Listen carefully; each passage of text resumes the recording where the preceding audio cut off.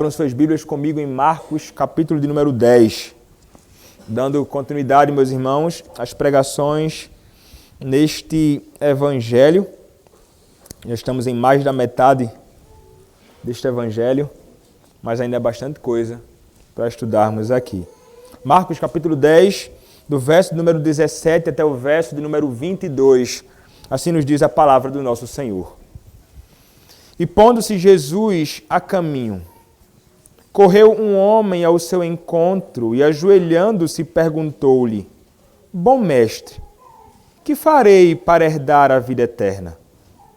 Respondeu-lhe Jesus: Por que me chamas bom? Ninguém é bom senão um, que é Deus. Sabes os mandamentos: não matarás, não adulterarás, não furtarás, não dirás falso testemunho, não defraudarás ninguém, honra a teu pai e tua mãe. Então ele respondeu: Mestre, tudo isso tenho observado desde a minha juventude. E Jesus, fitando-o, o amou e disse: Só uma coisa te falta. Vai, vende tudo o que tens, dá-o aos pobres e terás um tesouro no céu. Então vem e segue-me. Ele, porém, contrariado com esta palavra, retirou-se triste, porque era dono de muitas propriedades. Amém. Podem se assentar, meus irmãos.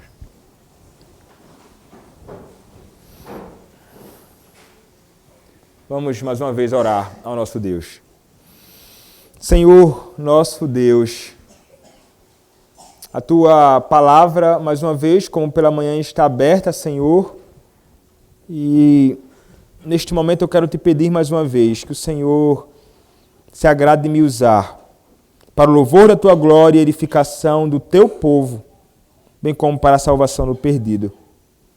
Ó Deus, me usa, Senhor. Apesar das minhas debilidades, apesar das minhas fraquezas, Senhor, que eu seja um instrumento Teu na pregação da Tua palavra e que a Tua palavra seja exposta com clareza, ó Deus. Usa-me, Senhor, que aqueles que aqui estão possam ouvir a pregação da Tua palavra atentamente, possam ouvir, Senhor, o Teu Evangelho e que se submetam, Pai, à Tua verdade. Rogo-te, Senhor, mais uma vez, usa-me, é o que eu te peço, em nome do Senhor Jesus Cristo, o Teu bendito Filho. Amém. Meus irmãos, se tem uma coisa que pode fazer com que muitos realmente andem perdidos e errantes neste mundo, longe do Senhor, são muitas coisas, mas se tem uma tentação que é grande e que faz com que muitos troquem o Senhor por estas coisas, é realmente as riquezas, as posses. Obviamente que, como falamos até hoje pela manhã, o possuir riquezas, possuir bens, não é algo que é ruim, de forma nenhuma. Não há algo que diga que é inerentemente pecaminoso o possuir riquezas, o possuir bens. Mas o grande problema na vida de muitos é realmente o fato de amar a riqueza e amar estas coisas mais do que o próprio Senhor.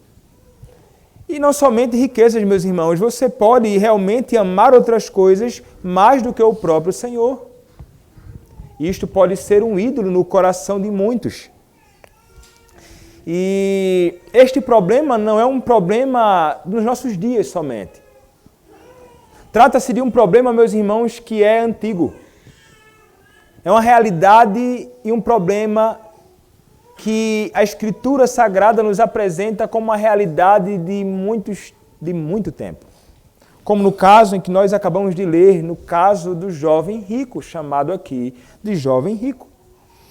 Nós temos visto, meus irmãos, no Evangelho de Marcos, o Senhor Jesus Cristo apresentando e fazendo coisas tão extraordinárias, visando a salvação do perdido e a expansão do seu reino. Nós encontramos o Senhor Jesus Cristo em ocasiões várias, proclamando o Evangelho que é Ele mesmo, a fim de que homens possam ser salvos e possam entrar no reino. Nós vimos que o Senhor Jesus Cristo, então, na última exposição que fizemos, ele começou a tratar sobre a questão das crianças. E nós consideramos que as crianças são realmente muito importantes. Se Cristo considerou as crianças como muito importantes, nós devemos considerar as crianças como realmente muito importantes. E que das crianças também é o reino dos céus, o reino de Deus. Nós vimos que o Senhor estava se referindo de modo mais particular também às crianças do pacto. E que elas têm grandes privilégios por pertencer ao povo do pacto. E que nós somos aqueles que devem se empenhar em, de forma alguma, ser obstáculos para que essas crianças cheguem até Cristo, mas devemos ser aqueles que, de alguma forma, encaminharão estas crianças para Cristo. Uma responsabilidade de todos em geral, mas, sobretudo, uma responsabilidade daqueles que são pais. De forma alguma, ser um obstáculo para que as crianças cheguem a Cristo, mas devem ser aqueles que conduzem os seus filhos a Cristo. Nós vimos também que para que alguém possa receber o reino de Deus, esta pessoa deve ser exatamente como uma criança. E nós vimos que as crianças, elas eram nenenzinhas e que careciam de ser conduzidas por outras pessoas até Cristo, como aconteceu com elas naquele momento. E então eles confiam completamente naqueles que são os seus cuidadores. Recebem com alegria aquilo que os seus pais, provedores, concedem a eles. E então fora dito que aqueles que querem realmente ser salvos devem receber o reino de Deus como a criança. Porque se não receber como uma criança, de modo algum entrará nele. Nós falamos sobre o Evangelho de Cristo, que é oferecido livremente aos tais.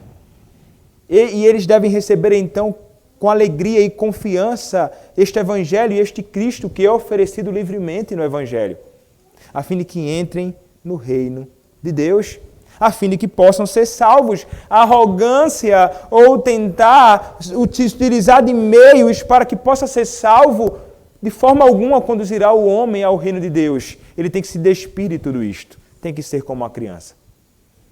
E agora nós encontramos mais uma outra passagem, meus irmãos, que realmente falará também sobre a questão de como alguém pode ser salvo. De como alguém pode também entrar no reino de Deus. E como o Senhor então vai lidar com isto, agora já não mais com a criança, mas agora com um homem, com aquele que é chamado e conhecido como o jovem rico. O verso de número 17, meus irmãos, nos diz o seguinte: e pondo-se Jesus a caminhar, correu um homem ao seu encontro, e ajoelhando-se, perguntou-lhe: bom mestre, que farei para herdar a vida eterna? Talvez, meus irmãos, isso tenha acontecido imediatamente após o Senhor Jesus Cristo ter recebido as crianças ali e ter abençoado as crianças. E então, pondo-se Jesus ao caminho, este homem corre ao encontro dele. Nós sabemos, à luz deste evangelho e também dos outros evangelhos sinóticos, o evangelho de Mateus e de Lucas, que se tratava de um jovem homem. O evangelho de Lucas vai sugerir que ele provavelmente era um dos líderes religiosos. E como nós encontramos aqui no Evangelho, ele era alguém que possuía muitas posses. Então nós temos diante de nós, meus irmãos, alguém que é jovem, mas que possui uma postura ou um lugar de proeminência na sociedade como um líder, mas que também possui grande riqueza. Você olha assim e pensa, rapaz, ele é alguém que tão jovem já conseguiu tais coisas. E realmente, ele era alguém que parecia realmente se destacar ali naqueles dias e naquele contexto. Mas é interessante nós contemplarmos a atitude deste jovem ao contemplar o Senhor Jesus Cristo. O texto nos diz que ele correu ao encontro de Jesus, se ajoelhou, prostrando-se diante dele. É uma atitude, meus irmãos, verdadeiramente interessante. Nenhum fariseu daqueles dias faria algo desta natureza. Nenhum mestre da lei se sujeitaria de tal forma assim. Se humilhar ali, talvez, diante de outras pessoas que estavam ali ao redor. Se colocar nesta condição, é a última coisa que qualquer homem desejaria fazer, até mesmo mais humilde, quanto mais alguém que possui grande riqueza, fama, destaque, poder. Mas, meus irmãos, ele realmente se prostra diante do Senhor Jesus Cristo, se colocando numa atitude, numa postura de realmente que parece sincera. Você olha e pensa assim, puxa vida, que atitude sincera deste homem. Quão bom seria que nós nos aproximássemos de Deus, de Cristo, com a mesma postura, prostrando-nos diante dEle, nos ajoelhando diante dEle, correndo até Ele. Foi exatamente isto que este jovem rapaz, líder, rico, fez naquela ocasião. Mas, meus irmãos, o texto continua nos mostrando que ele se apresenta a Cristo e ele faz uma pergunta. Ele vai dizer, bom mestre, o que farei para herdar a vida eterna? E aqui, meus irmãos, está uma pergunta que é realmente muito importante. Uma pergunta que muitos podem fazer nesta vida, uma pergunta que você talvez tenha feito na sua vida, sobre como herdar a vida eterna. De que forma eu posso ser salvo? De que forma eu posso alcançar a glória eterna? Como isso acontece? Mas se você notar o que ele fala, ele vai dizer assim, que farei?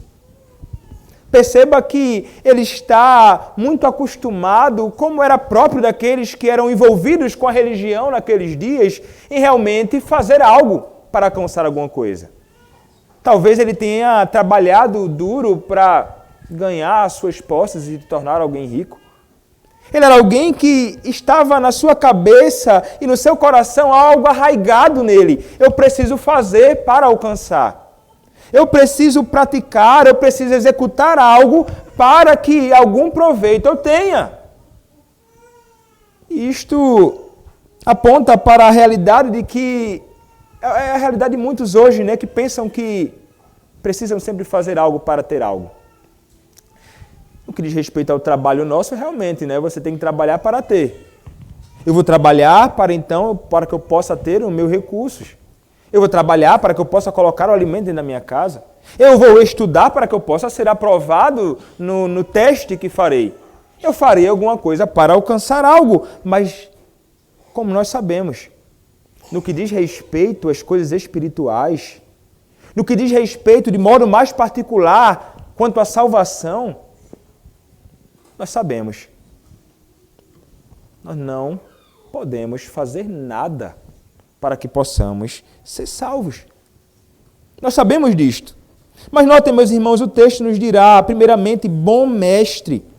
E ele se apresenta a Cristo de um modo que é realmente adequado. Ele se apresenta a Cristo de um modo que é realmente correto. Ele vai chamar Cristo de bom e vai chamar Cristo de mestre.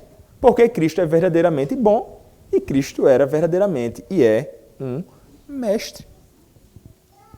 Mas, quando nós olhamos para o próximo verso, nós encontramos algo que pode nos fazer pensar assim, que resposta estranha do Senhor Jesus Cristo a este rapaz.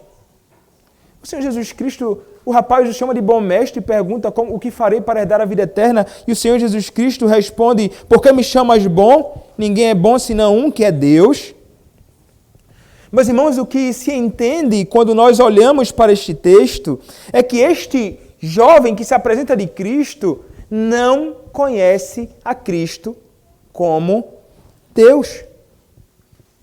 Ele simplesmente olha para Cristo como mais um mestre da lei, como mais um líder religioso daqueles dias, que ele olhava e considerava como bom e como mestre.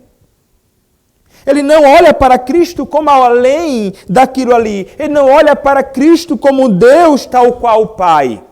Ele simplesmente vai igualar Cristo a todos os outros bons mestres que haviam naquele dia.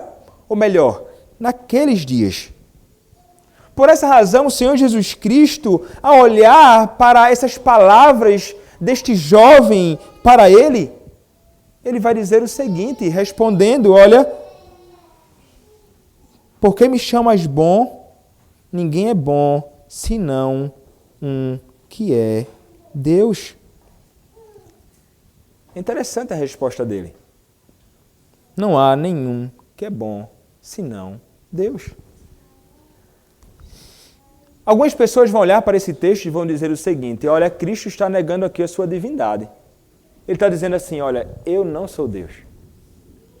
Eu não sou Deus, somente Deus, o Pai, é bom. Porque eu não sou Deus, mas não é o ponto. Cristo, ele não está aqui negando a sua divindade. Mas o Senhor Jesus Cristo, meus irmãos, através disto aqui, vai mostrar para este jovem que o homem, ele verdadeiramente não é bom e que somente Deus é bom.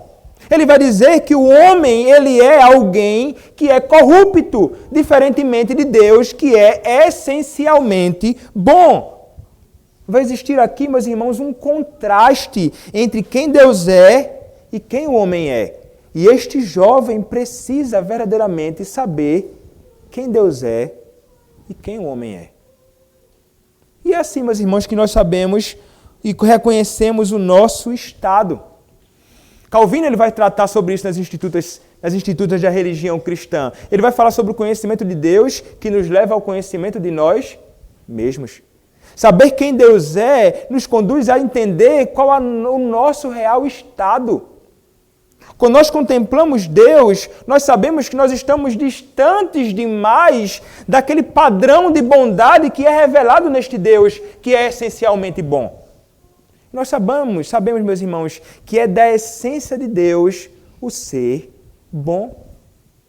Ele é essencialmente bom, ele é essencialmente misericordioso. Exatamente isto nós lemos, inclusive, no Salmo que nós lemos logo no início do culto. No Salmo de número 118, versos 1 e 2. Rendei graças ao Senhor, por quê? Porque Ele é bom, porque a sua misericórdia dura para sempre. Aqui uma declaração muito clara sobre a verdade bíblica de que o Senhor Deus, Ele é alguém que é inerentemente bom. Mas o homem não é. O homem ele é corrupto, o homem ele é mau, o homem ele é perverso, o homem é um grande pecador.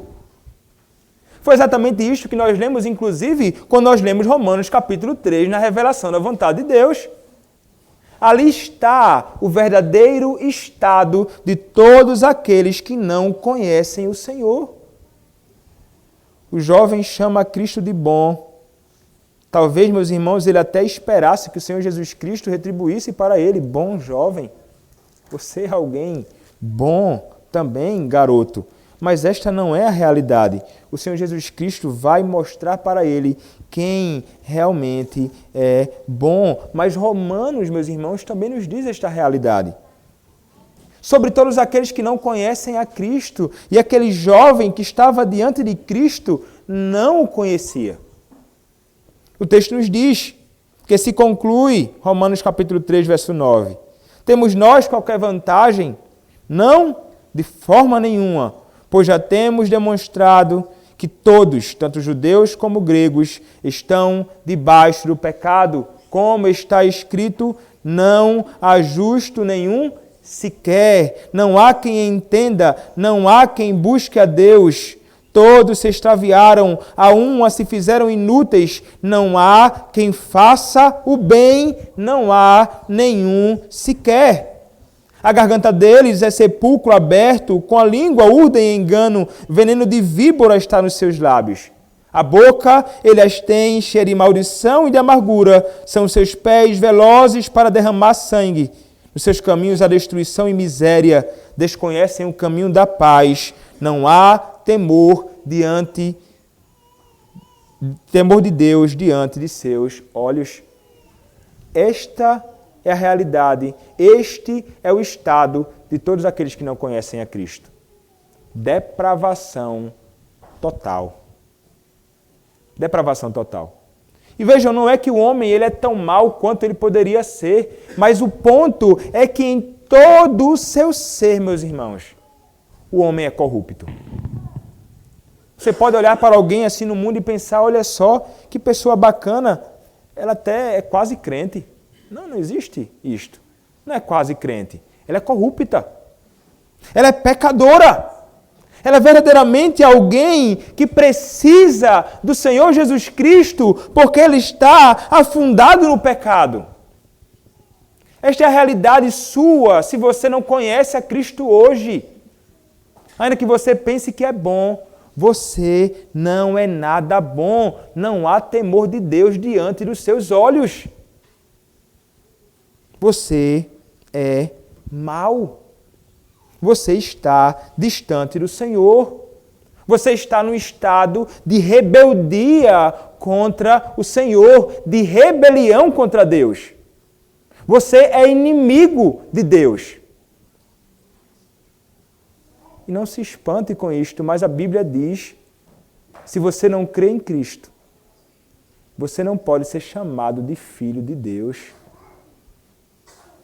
A Escritura revela que aqueles que não conhecem a Cristo são filhos de Satanás. Como se tornar um filho de Deus? Nós veremos, o Senhor Jesus Cristo apresentará o caminho, mas posso adiantar, este caminho é Cristo. Somente crendo em Cristo que você poderá ser arrancado deste mundo perverso e conduzido então para a família de Deus. Mas o ponto que este jovem ele precisa entender, não há ninguém bom. E ele está dizendo então para esse jovem também, você jovem não é bom. Você é alguém corrupto. Então vejam como, meus irmãos, é necessário que esse contraste entre quem Deus é e quem nós somos. Só alguém que se coloca numa posição de grande demais para imaginar que é bom. Se você conhecer verdadeiramente a Deus, você vai saber que você não é bom assim como você imagina. Este jovem então revela não somente que não conhece a Cristo, mas ele não conhece a Deus também. Deus, ele é o único que pode ser chamado de bom. Você pode parar e olhar para isto e pensar, mas que tipo de evangelismo é esse do Senhor Jesus Cristo? Como ele pode dizer assim, somente um é que é bom? Deus é bom. Aí você pensa assim, meu irmão, se eu for evangelizar assim, tá difícil, viu? O camarada vai olhar para mim e vai dizer que nada, meu irmão, quero ouvir mais você não. Mas isso é a realidade, meus irmãos. Como os homens entenderão qual o seu verdadeiro estado se nós não falarmos da sua enfermidade e de quão distante eles estão do Senhor? É maligno não apresentar a realidade do estado da alma do perdido. Assim como é perverso alguém que é médico, sabendo da sua enfermidade que é grave, mas com temor de ofender ou fazer você ficar triste ou demasiadamente preocupado, o médico pegar e fazer assim, olha, tá tudo tranquilo, viu? Tá bem demais, saúde intacta, não há nenhum mal, pode voltar para casa. Certo de que você está com a doença que vai levar você à morte. Você se consultaria com um médico deste? Eu de forma alguma iria nesse camarada. Meu amigo, é bom que você me diga qual é o meu real estado para que eu possa tratar a minha enfermidade. Aqueles que não falam do real estado do homem, apresentando quem Deus é e o estado da alma destas pessoas, não amam o homem. Ainda que falem em amor, ele não ama o perdido. Cristo, meus irmãos, ele ama o perdido, como nós veremos mais à frente aqui neste texto. E ele quer revelar para este jovem quem Cristo é e o estado da alma dele. Quem é você diante de Deus? Qual o estado da sua alma? Você conhece a Cristo? Você conhece a Deus? Quem é você diante do Senhor? Espero que você não seja como este jovem rico. Meus irmãos, este jovem rico, ele se revela como alguém que realmente não conhece a Cristo e não conhece a Deus. Mas o que acontece aqui então? O texto nos diz que este jovem fala sobre Cristo e fala que Cristo é um bom mestre e ele pergunta o que farei para herdar a vida eterna. Ele está sinceramente querendo saber isto. Não pense que se trata de um tipo de pergunta que ele lançou ao vento como se ele não tivesse um interesse real nisto. Ele tem um interesse real aqui. O Senhor agora vai apresentar uma outra forma que você pode pensar assim, que abordagem estranha é essa de evangelismo? Ou de propagação do Evangelho? Porque o Senhor Jesus Cristo vai dizer para ele o seguinte, verso 19. Sabes os mandamentos? Não matarás, não adulterarás, não furtarás, não dirás falso testemunho, não defraudarás ninguém, honra a teu pai e a tua mãe. O Senhor simplesmente lança os mandamentos diante dele. Olha aqui, esta é a lei do Senhor. E se você é alguém atento, você percebeu que se trata dos mandamentos da segunda tábua da lei. Os 4 primeiros mandamentos trata-se do nosso relacionamento com Deus. Não terás outros deuses diante de mim, não farás para ti imagem de escultura, não tomarás o nome do Senhor teu Deus em vão, lembra-te do dia de sábado para o santificar. São os mandamentos que apontam para o nosso relacionamento com o nosso Senhor. Mas ele vai tratar sobre os mandamentos da segunda tábua da lei. Aqueles mandamentos que alguém pode ver que você cumpre ou não. São questões externas, não subjetivas, da devoção a Deus. Mas se você notar também, ele não menciona o último, chamado não cobiçarás. É subjetivo também. Ele pode se revelar externamente. Mas é uma questão subjetiva, é do coração do homem cobiçando aquilo que o outro possui. Mas o Senhor Jesus Cristo, meus irmãos, ele vai lançar diante dele a lei de Deus. Quando o Senhor lança a lei de Deus diante deste jovem, ele, como um mestre da lei, deveria conhecer esta lei. E ele realmente conhecia. Ele conhecia todos estes mandamentos, mas, meus irmãos, ele não somente conhecia. O que é que este jovem diz? Ele vai dizer para o Senhor uma resposta muito interessante. Então ele respondeu, verso 20, Mestre, tudo isso tenho observado desde a minha juventude.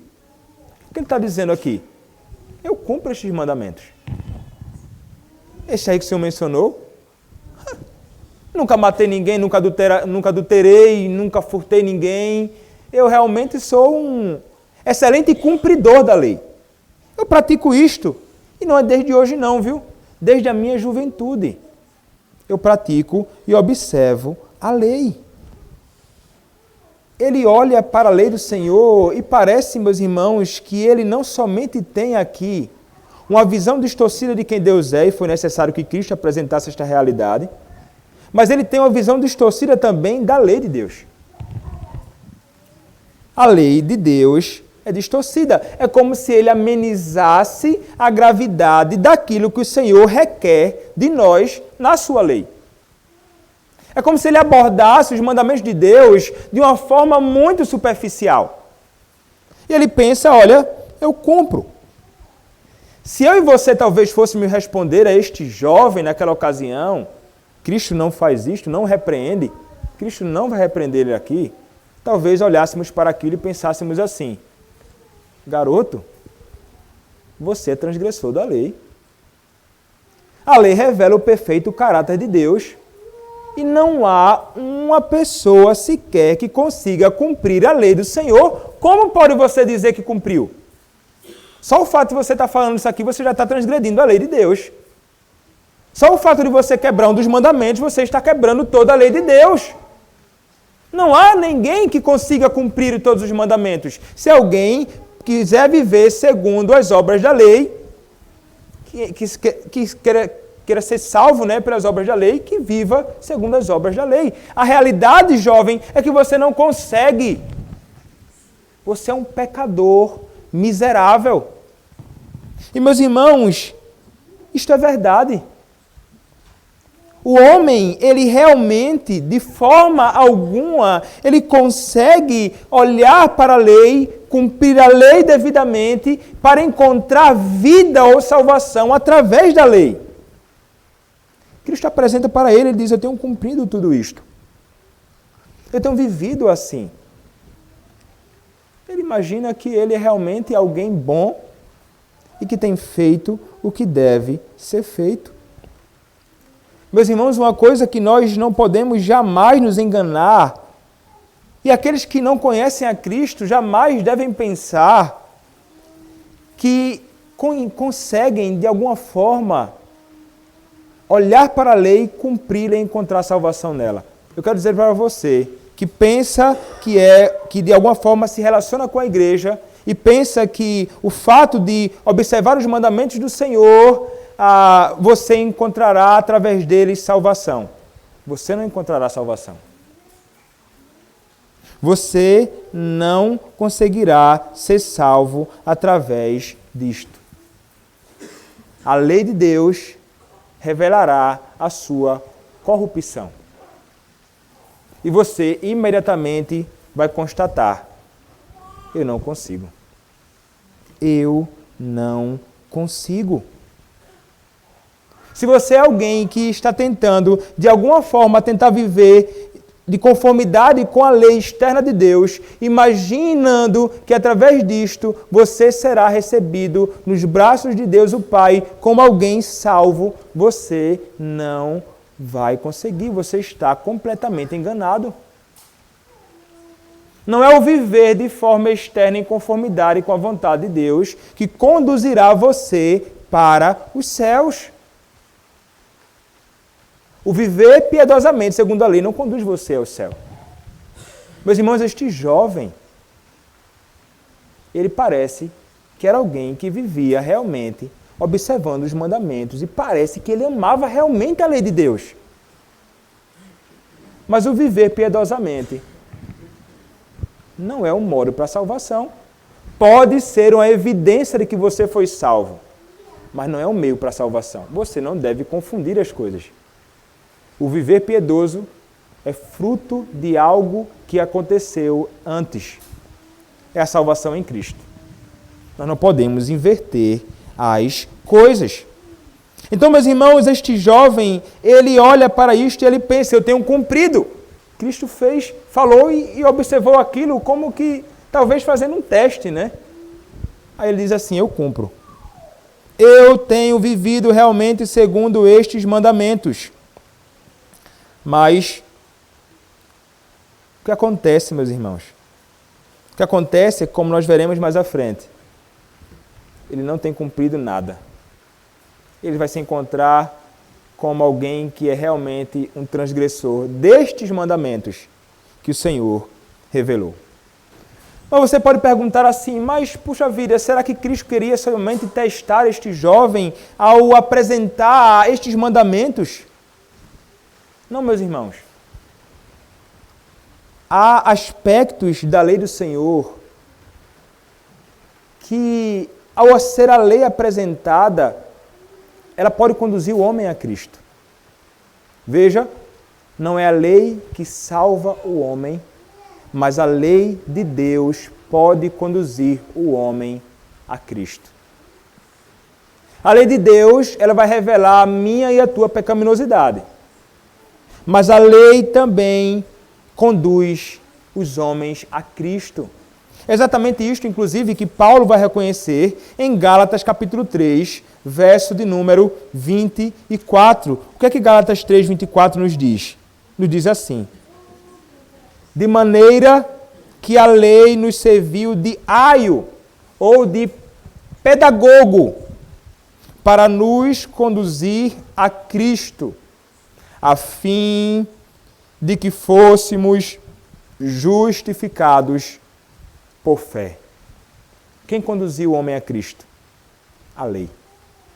Então a lei não somente revela a nossa iniquidade, a lei vai revelar para nós a grande necessidade que o pecador tem de um bendito Redentor.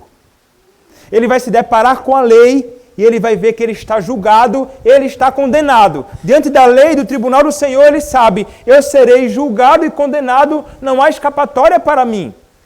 Porque a lei me condena. As minhas mãos estão meladas com o pecado. Eu estou sujo com a iniquidade. Eu sou o culpado.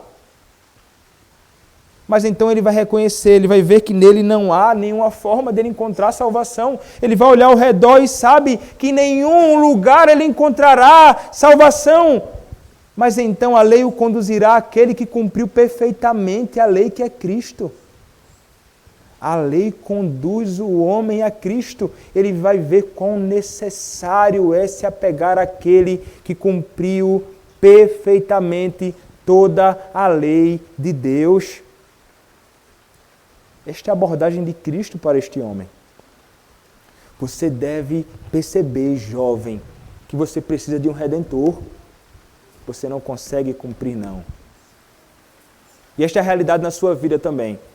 Você deve entender que você deve correr para Cristo. Você que não conhece a Cristo, você criança, você jovem, você deve olhar para a lei do Senhor e saber, eu não consigo viver segundo esta lei como um meio para a minha salvação. Eu preciso do Senhor Jesus Cristo. É só Ele que pode te salvar. Não tente viver segundo a lei de modo externo somente. Corra para Ele. É isso que o Senhor Jesus Cristo está apontando para este jovem aqui neste momento. Se abrace ao Senhor Jesus Cristo. Somente nele encontrarás salvação. O jovem deveria estar certo disto aqui neste momento. Mas o jovem responde como nós vimos. Eu tenho observado desde a minha juventude. E então o que acontece? Jesus, no versículo número 21, meus irmãos, vai dizer, o Evangelho de Marcos, e Jesus, fitando-o, o amou e disse, só uma coisa te falta. Vai, vende tudo o que tens, dá-o aos pobres, e terás um tesouro no céu. Então, vem e segue-me. Interessante isto. E Jesus, fitando-o, o amou e disse, só uma coisa te falta. Olha, é como se ele estivesse dizendo assim, você está certo, você está alinhado, né, com a lei, você vive segundo a lei, você é alguém diligente, mas te falta uma coisa. E aqui, meus irmãos, o Senhor, Ele realmente vai tocar num grande ídolo deste jovem. O Senhor aqui vai revelar aquilo que estava realmente no coração deste jovem. Veremos no verso número 22, sendo revelado o amor deste jovem. A quem ele verdadeiramente temia. Mas o Senhor vai dizer, olha, é isso que falta para você, vende tudo. E então você encontrará salvação. Você vai poder ter ganhar, né, ou ter os tesouros dos céus. Alguém poderia olhar para isso e pensar assim, olha só, está vendo que a salvação é por obras, eu vou dar e vou alcançar alguma coisa. Olha aí ele dizendo, Senhor Jesus Cristo, olha, faz isso e então você terá a vida eterna. Mas, meus irmãos, nós não deveríamos olhar para este texto desta forma. Nós deveríamos olhar para este texto de uma forma distinta. Quando o Senhor manda este jovem abandonar tudo o que ele tem, ele está dizendo assim, abandona o que você tem e se apega a mim. Abandona aquilo que você ama, vende tudo. E ele está dizendo ao mesmo tempo, corra para mim. Somente em mim encontrarás salvação. E, meus irmãos, é isso que o Senhor Jesus Cristo está oferecendo a este homem naquele momento ali. Ele está oferecendo o Evangelho que é Ele mesmo. O texto nos diz, interessante, que Ele amou a este jovem. Ele olhou para aquela condição miserável dele. Ele olhou para aquele estado deprimente daquele jovem. Ainda que externamente alinhado com tantas coisas, mas ele viu, distante do Senhor, ele está. E o texto diz, ele amou e ele verdadeiramente amou. Você pode pensar assim, mas que amor é este? Nós sabemos do amor que o Senhor Deus tem pelos seus eleitos somente. Este jovem, como veremos mais à frente, ainda que outros tentem defender, eu não sei o que é que você pensa acerca deste texto, talvez alguns pensam assim, ele amou e o Senhor só pode amar os eleitos, então este jovem era um eleito. Em alguma ocasião ele se rendeu a Cristo e foi salvo. Não parece isso que o texto sugere, não. Mas parece, meus irmãos, que o amor de Cristo aqui se revela no sentido de que o Senhor é alguém que tem tanta compaixão do pecador. Ele tem tanta compaixão do pecador. Ele ama tanto o pecador que ele deseja salvar este pecador. E esse aqui é o coração de Cristo, não somente naquela ocasião, meus irmãos. Este é o coração de Cristo hoje. Ele deseja sinceramente, ele deseja verdadeiramente, ele deseja muito, muito, muito que o homem que está mergulhado no pecado se renda a ele, crendo nele como um bendito Salvador. Aqui mais uma vez, meus irmãos, é apontada mais uma vez aquilo que nós chamamos de livre oferta do Evangelho. É o amor de Cristo para com os pecadores, a compaixão de Cristo, a mesma que Ele demonstrou para Jerusalém. Quando Ele vai falar Jerusalém, Jerusalém, quantas vezes Ele chamou eles para que pudessem então conhecê-lo e pudessem ser salvos, mas eles não queriam.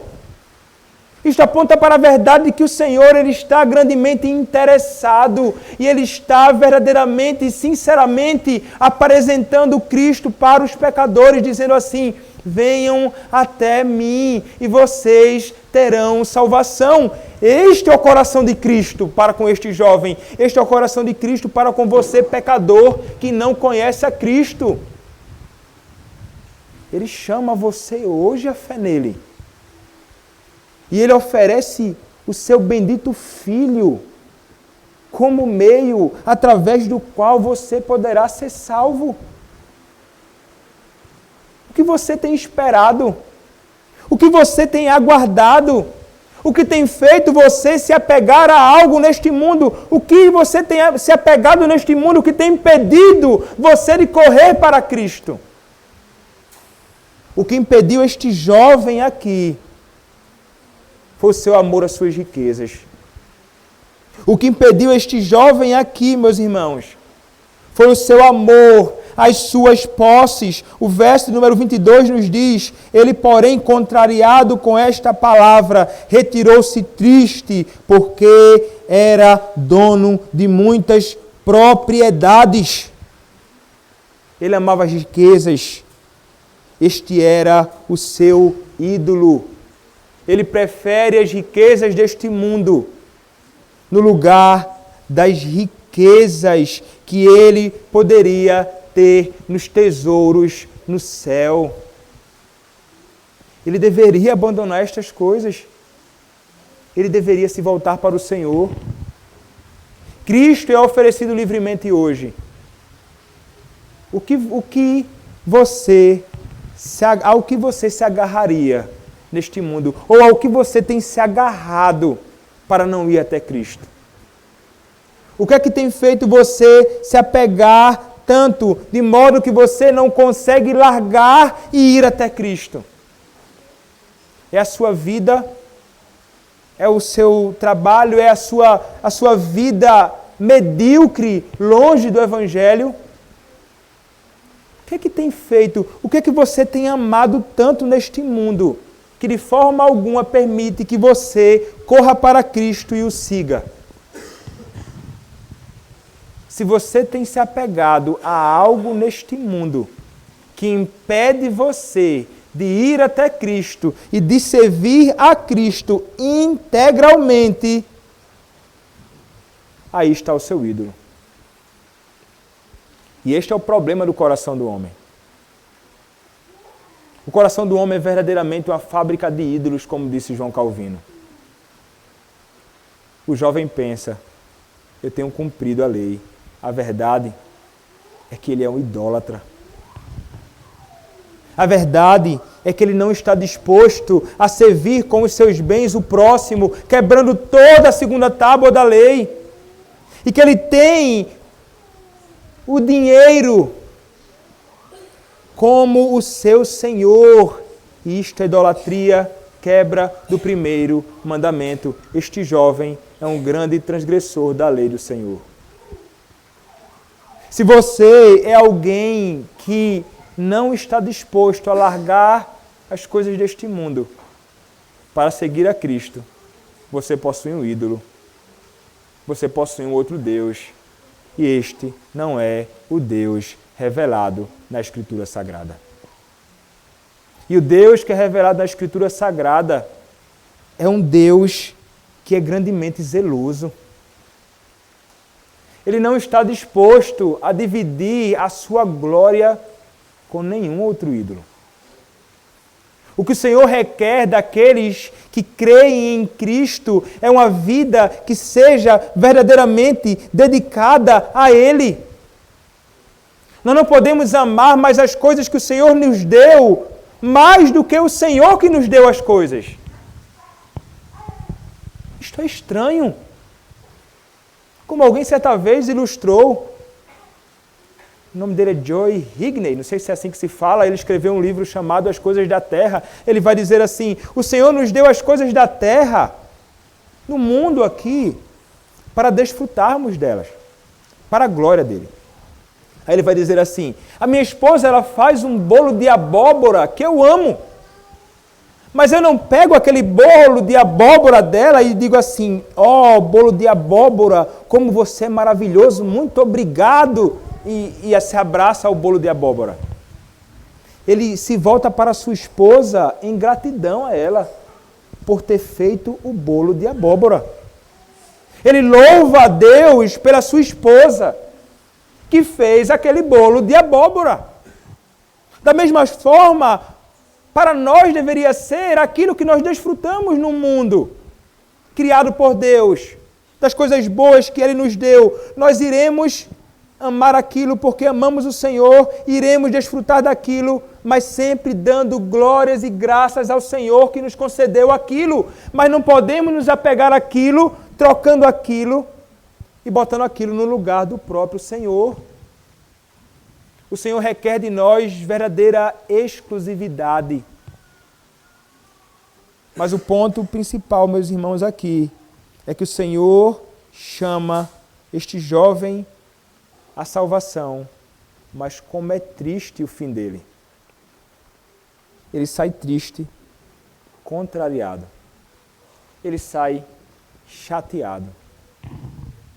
Porque ele amava mais as coisas deste mundo do que aquele que for oferecido. Eu quero dizer a você que não conhece a Cristo, que se você se apegar às coisas deste mundo e não abraçar a Cristo, o seu fim é terrível. O homem, que dará o homem pelas coisas, pela sua própria alma? O que dará o homem pela sua própria alma? Você não encontrará de forma alguma nada neste mundo que possa satisfazer você e lhe salvar.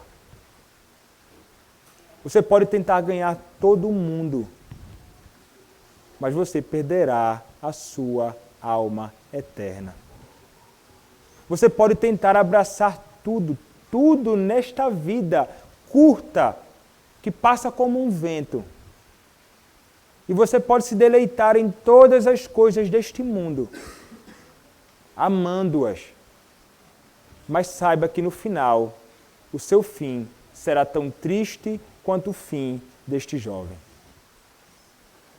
Se você não se arrepender e não correr para Cristo, você não desfrutará destas coisas que você desfruta hoje. Que parecem tão atraentes, que parecem tão deliciosas, mas conduzirá você aos tormentos eternos. Você sofrerá eternamente. Você pensa que não? Isto é o que a palavra do Senhor nos diz. E como isto deve trazer grande temor ao seu coração. Será um sofrimento que não terá fim. Não pense que terá fim. Será eterno como o Senhor Deus é eterno. Abandone as coisas fugazes desta vida. As coisas que são pequenas demais, que passam como um vento, e abrace-se àquele que é eterno. Aquele que é eterno e que pode conceder a você vida eterna. É Cristo Jesus, aquele que é oferecido livremente no Evangelho aos pecadores. Amém. Vamos orar, meus irmãos, ao nosso Senhor. Senhor nosso Deus, como a Tua palavra, Pai, nos confronta, nos constrange, Senhor, revelando a nossa pequenez, a nossa miséria, que nós estamos distantes de agradarmos a Ti, Senhor, e que nós, de forma alguma, através da prática de boas obras ou da observância da Tua lei, jamais encontraremos salvação. Só há salvação no Senhor Jesus Cristo, aquele que é oferecido livremente no Evangelho e que, ao nos salvar, nos devolve para a lei, para vivermos segundo ela como a regra de vida. Ó Deus, revela-te, Senhor, salvificamente ao perdido. Revela-te como um único e suficiente Salvador. Transforma corações, redime, humilha, chama-os para Ti, que eles possam se apegar ao Senhor, confiando que o Senhor é realmente um Salvador perfeito, completo, o único que eles precisam nesta vida e nada mais. Ó Deus, nós Te pedimos, salva o perdido. E ajuda, Senhor, a cada um de nós que conhecemos a Cristo, a sempre seguirmos a Cristo, a nos desapegarmos das coisas que nos afastam dEle e a nos abraçarmos a Ele como nosso Senhor, o único que deve reinar nos nossos corações. Ajuda-nos, ó Deus, nós Te pedimos, em nome do Senhor Jesus Cristo, Teu bendito Filho. Amém.